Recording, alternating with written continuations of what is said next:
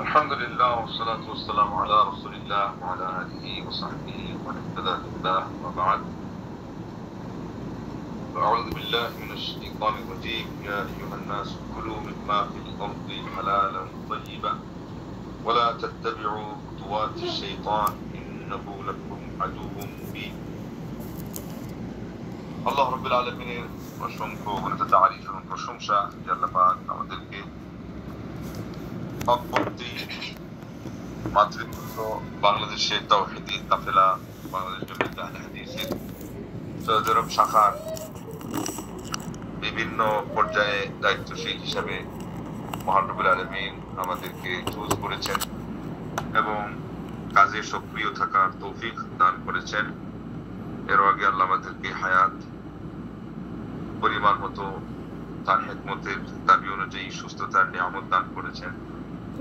অনেককেই মহান রব্বুল আলামিন দ্বীনের ইলম দান করেছেন, আমল করার তৌফিক দান করেছেন, দাওয়াতি এই কাফেলায় আমাদেরকে যুক্ত হওয়ার তৌফিক দিয়েছেন। আর সেজন্য আমরা আল্লাহর শুকরিয়া জ্ঞাপন করছি, বলছি আলহামদুলিল্লাহ। এবং এই সংগঠনের যে প্রক্রিয়া, এর মধ্যে একটি এটাকে চালু রাখার, সতেজ রাখার যে মাসিক একটা মিটিং, সেটা মহান রব্বুল আলামিন যুগের নিয়ামত হিসাবে আমাদেরকে সুযোগ দিয়েছিলেন যে আমরা ভার্চুয়ালি এখানে অংশ নিতে পারছি। আমরা যারা অংশ নিয়েছি আল্লাহ রাব্বুল আলামিনের শুকরিয়া আদায় করছি আলহামদুলিল্লাহ। এবং যারা অংশ নিতে পারেন নাই, কোনো উযর থাকলে আল্লাহ যেন তাদের সেই উযরকে কবুল করেন, আগামীতে অংশ নেওয়ার তৌফিক দান করেন। আর যারা মহিলাবশত অংশ নেন নাই, আল্লাহ তাদেরকে হেদায়েত দান করেন, তাদেরকে বুঝ দেন করেন। আল্লাহুম্মা আমিন। তো সেই সাথে যেহেতু স্বাগত ভাষণ, এখানে মুবারকবাদ জানাচ্ছি সবাইকে এবং আল্লাহ রাব্বুল আলামিন যেন আমাদেরকে কিছু উপকারী সিদ্ধান্ত গ্রহণ করার তৌফিক দান করেন, সেই দোয়া। যে যেহেতু আমাকে কোরআনের দার্সের দায়িত্ব দেওয়া হয়েছে, অতি সংক্ষেপে উপস্থিত খুব কম সময়ের ভিতরে একটি আয়াত চুজ করলাম, এটার আলোকে কিছু কথা বলবো। আমার তৌফিকি ইল্লা বিল্লাহ আলাইহি তাওয়াক্কালতু ওয়া ইলাইহি উনীব। এবং এটা আমার নিজের জন্য সবার আগে, সেই সাথে আমাদের যাদেরকে আমি ভালোবাসি তাদের জন্য আল্লাহ রাব্বুল আলামিন এখান থেকে যতটুকু বলার তৌফিক দান করেন, প্রয়াস খুঁজবো। আর হলো যে এগুলো বিষয় নিয়ে আমাদের আলোচনা অনেকটাই কম হয়, তো সেই জন্য এগুলো ফোকাস করা দরকার। ঠিক তদ্রুপ কোরআন কারীমের তাফসীরের যে কিছু নিয়ম আছে, এই নিয়মটাও এখানে আমরা চেষ্টা করবো অ্যাপ্লাই করার জন্য, আল্লাহ রাব্বুল আলামিন যদি আমাদেরকে তৌফিক দান করেন। তো এই আয়াতের মধ্যে মহান রব্বুল আলামিন বলছেন যে, হে মুমিন সম্প্রদায়, তোমরা ভক্ষণ করো আল্লাহর জমিনে যা কিছু রয়েছে হালাল হিসাবে এবং পবিত্র হিসাবে। ওয়ালা তাত্তাবিউ খুতুওয়াতিশ শাইতান, এবং তোমরা শয়তানের পদাঙ্ক অনুসরণ করো না। ইন্নাহু লাকুম আদুউম মুবিন, শয়তান হচ্ছে তোমাদের জন্য সুস্পষ্ট শত্রু। সূরা বাকারা আয়াত নম্বর 168। এভাবে আরো অনেক আয়াত আছে এবং আরেক আয়াতে আল্লাহ বলছেন যে এই নির্দেশটা মহান রব্বুল আলামিন যেটা মুমিনদেরকে দিয়েছেন, সেটা রাসূলদেরকেও দিয়েছেন। তাইলে ওখানে রাসূল এবং মুমিন, রাসূলগণ এবং মুমিন এসে গেলেন, আর এই আয়াতে পুরা মানব সমাজ এসে গেল। আব্দুর রহমান বিন নাসির সাদি রাহিমাহুল্লাহ বলছেন যেখানে আল্লাহ পাক কাফিরদেরকেও শামিল রেখেছেন। বিশেষ করে বিধিবিধানের বিষয়ে মহান রব্বুল আলামিন মুমিনদেরকে সম্বোধন করেন, যেহেতু ওটা হলো ঈমান আনার পরে লাগে। ওরা ঈমানই আনেন নাই, মানে চুক্তিতে আবদ্ধ হয় নাই, তাদেরকে অনুশাসনের বিষয়ে আল্লাহ আওতাধীন করেন না সাধারণত, কিন্তু এখানে আল্লাহ রাব্বুল আলামিন করেছেন। তাহলে ওইদিকে নবী রাসূল সহ তামাম জাহানের মুমিন সম্প্রদায় এবং ব্যাপকভাবে মানব সম্প্রদায়কে মহান রব্বুল আলামিন এই নির্দেশটা দিলেন। হালালের অর্থ কি? হালালের অর্থ যেটা হলো বিধানগত দিক থেকে হুবহু সে নিজে হারাম না, জিনিসটা হলো ইনকামের দিক থেকে যেটা আপনার কাছে হালাল হিসাবে আসবে। আর তাইয়্যিবা এর অর্থ হলো যে জিনিসটা হুবহু সে নিজেও হালাল এবং পবিত্র। কেননা কিছু আছে যে ইনকাম করলাম, হালাল টাকা দিয়ে কিনলাম, জিনিসটাই হারাম, যেমন মদ। আর আগেরটা হলো আমি এটা দিয়ে হালাল কিছু কিনলাম কিন্তু আমার ইনকামটাই সুদ। সেই জন্য যাতে করে ইনকামও হালাল থাকে আর আমাদের খাদ্যবস্তু, পানীয় এবং আমাদের ব্যবহার্য এই সবগুলো যেন হালাল হয়, পবিত্র হয়। মহান রব্বুল আলামিন আমাদেরকে এই দুইটা শব্দ দিয়ে, এই প্রধানত দুইটা বুঝাই দিলেন। এরপরে বললেন যে তোমরা শয়তানের পদাঙ্ক অনুসরণ করো না। শয়তানের পদাঙ্ক আল্লাহ রাব্বুল আলামিন এমনি বলতে পারতেন, ওয়ালা তাত্তাবিউ শাইতান, তোমরা শয়তানের অনুসরণ করো না, না বলে বলছেন পদাঙ্ক অনুসরণ করো। তো তার পদাঙ্ক অনুসরণটা এটা যেটা হয় স্টেপ বাই স্টেপ হয়ে থাকে। এখানে যেটা উদ্দেশ্য, ওইদিক যাতে কথা লম্বা না হয়, সেটা হলো যে সে প্রথমে এসে যাকে দেখবে যে বিষয় দুর্বল অথবা যেটা অপেক্ষাকৃত হালকা, ওনাকে দেখলো যে উনি ইবাদতের ক্ষেত্রে বাড়িতে উনি খুব দুর্বল, বেদাত দিয়ে হোক যেভাবে হোক ইবাদত করানোর জন্য পারা যায়, তো ওনাকে বেদাত দিয়ে দেয়। আবার দেখা গেল যে হালকা, তার মানে একটা জিনিস মুবাহ, কেউ কেউ বলছে যে এই লেনদেনটা মুঠের উপরে চলে, কিন্তু মুমিন হিসাবে ওনার দায়িত্ব ছিল। আল্লাহ নবী সাল্লাল্লাহু আলাইহি ওয়াসাল্লাম বলছেন যে আল হালালু বাইয়িনুন ওয়াল হারাম বাইয়িনুন, হালাল সুস্পষ্ট এবং হারাম সুস্পষ্ট। ওয়া বাইনাহুমা উমুরুন মুশতাবিহাত, এত দুয়ের মাঝে কিছু জিনিস রয়েছে অস্পষ্ট। ফামান ইত্তাকা শুবহাত ফাকাদ ইস্তাবরা লিদীনিহি ওয়া ইরদিহি ওয়া হিসাবুহু আলাল্লাহ, সন্দেহপূর্ণ জিনিস যে ছেড়ে দিল সেই আল্লাহ নবী সাল্লাল্লাহু আলাইহি ওয়াসাল্লাম বললেন তার দ্বীনকে হেফাজত করলো, তার সম্মান সম্ভ্রমকে হেফাজত করলো। আল্লাহু আকবার। আর হিসাব তো আল্লাহর কাছে থাকবে। এর আগেই মান সম্মান এবং দ্বীন হেফাজতের জন্য আল্লাহ নবী সাল্লাল্লাহু আলাইহি ওয়াসাল্লাম সাবধান করলেন। তাইলে হালাল ইনকামের সাথে আমাদের দ্বীনের সম্পর্ক নবী সাল্লাল্লাহু আলাইহি ওয়াসাল্লাম জুড়ে দিলেন এবং আল্লাহ রাব্বুল আলামিন তার নির্দেশ দিয়ে আমাদেরকে বুঝাই দিলেন যে হালাল ইনকামটা আমাদের জন্য কতটা জরুরি। সেই সাথে আরেকটি পয়েন্টে এসে হাদিসে আল্লাহ নবী সাল্লাল্লাহু আলাইহি ওয়াসাল্লাম বলেছেন, যেখান থেকে প্রমাণ হয় বুখারীর হাদিস, যে ইনকাম যদি হালাল হয়, হালাল না হয় তাহলে আন্না ইস্তাজাবু লাহ, তার ইবাদত বন্দেগী, এখানে হজ্জের কথা বলা হয়েছিল, সেটা আল্লাহ পাক কিভাবে কবুল করবেন। কারণ তিনি এসেছে যে মাকালু হারামুন ওয়া মাতআমু হারাম, মাশরাবু হারামুন ওয়া মালবাসু হারামুন ওয়া গুযিয়া বিল হারাম, খাদ্য পানীয় পোশাক পরিচ্ছদ সহ এই সবগুলো এবং সে তার পুষ্টি যোগাচ্ছে যে জিনিসগুলো দিয়ে, এগুলো সব হারাম, কিভাবে আল্লাহ তার এটা ইবাদত কবুল করবে। যদিও বা এখানে উদ্দেশ্য হলো টাকা পয়সার সাথে সম্পৃক্ত ইবাদত, যেগুলো যাকাত এবং হজ্জের মধ্যে বড় একটা অংশ সেখানে সম্পৃক্ত, সাদকা খায়রাত, আর যেটা হলো দোয়া, সরাসরি এখানে তার প্রভাব পড়ে, দোয়াটা কবুল হয় না। আমরা সবচেয়ে বেশি আল্লাহর কাছে এটাই চাই যে বিপদে পড়ে অন্তত আমার দোয়াটা কবুল হোক। মানুষ হিসাবে পাপ হয়ে যায়, আমাদের ভুল হয়ে যায়, অন্তত আমরা তওবাহ করে আল্লাহর কাছ থেকে মাফ করে নিতে আমরা সবাই চাই। তো এটাও তো একটা দোয়া। হারাম ইনকামের কারণে যদি ওই দরজাটাই বন্ধ হয়ে যায় তাহলে তো সর্বনাশ। তাই জন্যে আমাদেরকে হালাল ইনকামের প্রতি যত্নশীল হওয়া এটা অত্যন্ত জরুরি বিষয়।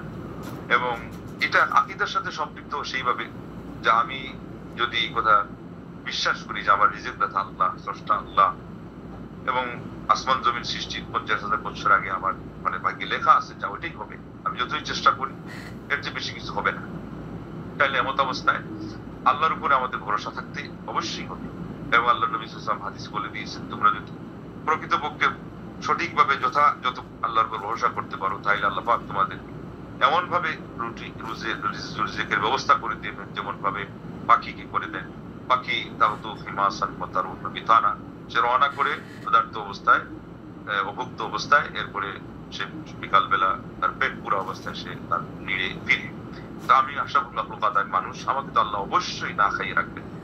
এবং আমার সন্তান সন্ততিদেরকে যে নির্দেশ দেওয়া হয়েছে যে আমি তাদেরকে ইবাদত বন্দেগীর ক্ষেত্রে বলবো, ওয়া'মুর আহলাকা বিস-সালাহ ওয়াসতাবির আলাইহা লা নাসআলুকা রিজকান নাহনু নারযুকুকা ওয়াল আকিবাতু লিত-তাকওয়া, তাদেরকে সালাতের নির্দেশ এবং পরে নিজে অবিচল থাকার উপরে আল্লাহ বলছেন রিজিক আল্লাহ তো চান না, এটা তো স্বতঃসিদ্ধ কথা, কিন্তু এরপর আল্লাহ এটা বলার মানে হলো আমাদেরকে শিক্ষা দেওয়া যে এই কথা তোমাদের মগজে ভালো করে ঢুকাও।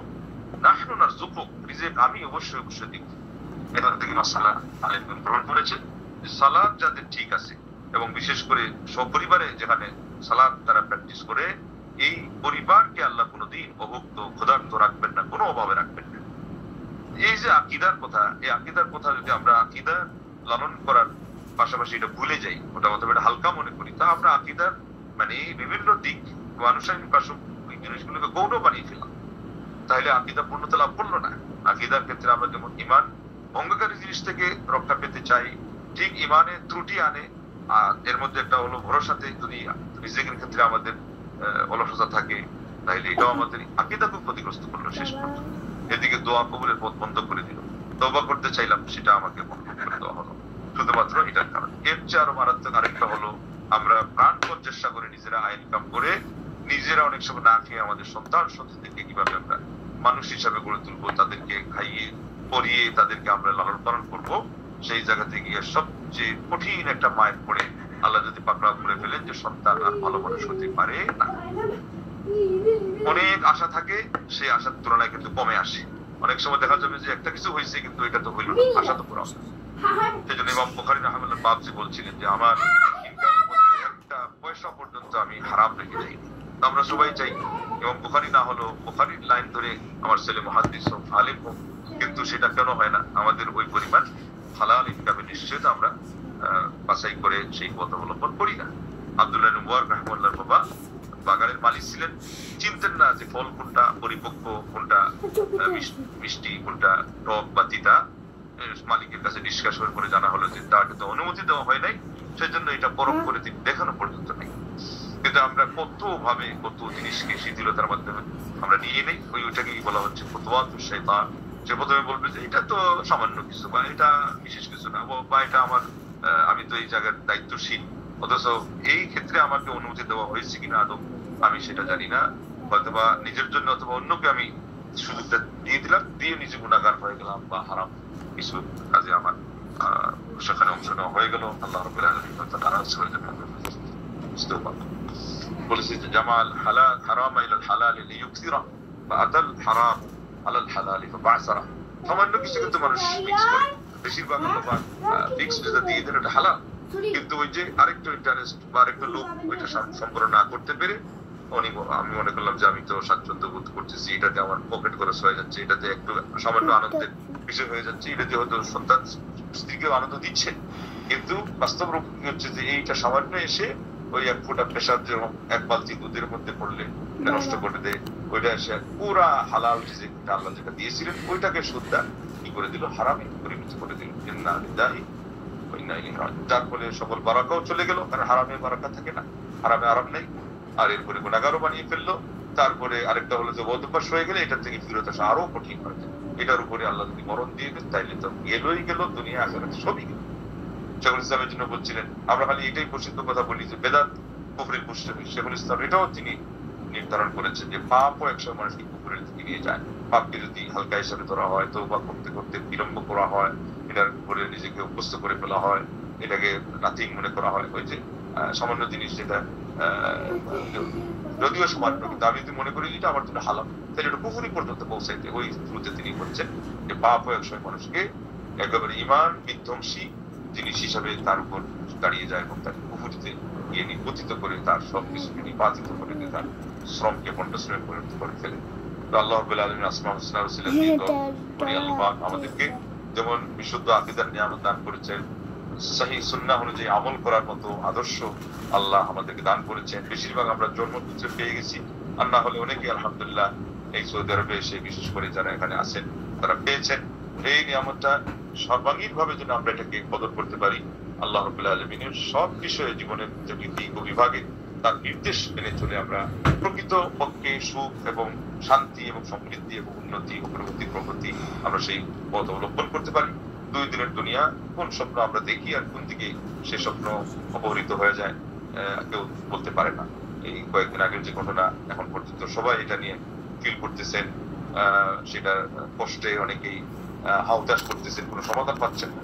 আল্লাহ রাব্বুল আলামিন এটা দেখাচ্ছেন যে আমাদের ভুলের কারণে অন্যায় অনাচার এগুলো যদি হয় আর আমরা যদি চুপ থাকি, আমরা যদি এগুলোকে বরণ করে নিই, তাইলে আযাব ও গজব কখন যে তার উপরে আসবে আল্লাহ বলে দিয়েছেন যে আজ আল্লাহর পক্ষ থেকে পাকড়াও আসলে আর এই শুধু পাতিকে ধরবে না, এটা ব্যাপক ভাবে এটা পাকড়াও করবে। তো দুনিয়া এবং আখিরাতে সব ধরনের আল্লাহ রাব্বুল আলামিন পাকড়াও থেকেও আমাদেরকে আল্লাহ যেন রক্ষা করেন, তারপরে আযাব থেকে আমরা বাঁচতে পারি। আল্লাহ আমাদেরকে সেইভাবে হালাল করার তৌফিক দান করেন এবং হালাল আল্লাহ এবং বারাকাত না করতে হয় এবং আমাদের সন্তান সন্ততিকে আল্লাহ রাব্বুল আলামিন একজন আদর্শ মুসলিম হিসাবে সুনাগরিক হিসাবে গড়ে তুলতে পারি আমরা। আল্লাহ আমাদের সবাইকে তৌফিক দান করুন। আমিন। جزاك الله خير.